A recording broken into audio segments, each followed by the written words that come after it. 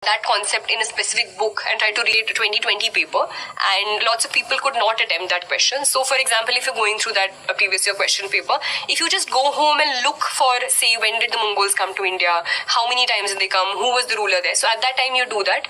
Even if you didn't answer that question that time, in 2021 another question on Mongols came, so the topic was the same. There were slight differences in how the question was framed, and obviously the question was also slightly different. But if someone had gone back and analyze that previous year question paper, he or she would have been able to answer that question this year. Similarly, for polity, certain questions on, say, the right to privacy, which fundamental right it is.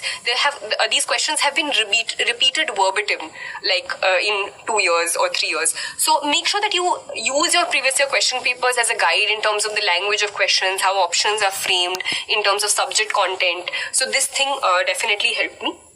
Especially, I think, for history, certain sections, say Buddhism, Jainism, I prepared separate notes for that. So use previous year question papers if there are certain sections which, there are like loopholes or lapses in your preparation.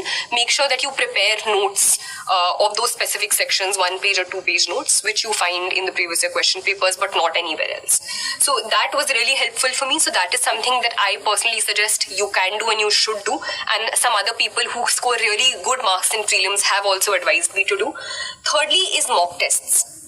So if, for example, if you complete a certain subject, you can go back and prepare and attempt a sectional test of that specific subject. It will really help you for revision and also evaluating yourself, because sometimes you read something but it's not really imbibed by you, so you can attempt mock tests of that particular sectional.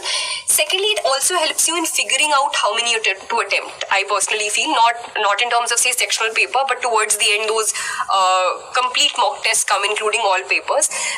So if you attempt, say, 20 papers of that sort, so what works for you also, sometimes when you're analyzing those questions, try to see how many of those that you attempt. You get to know if your tukkebazi is something which is working or not, right? So that is something that you can analyze based on both these mock tests as well as attempting of previous year question papers. So at the end, say 1 week before the final examination, the last 3 or 4 years question papers, previous year question papers, try to attempt in those 2 hours and see how many of you are getting how many right.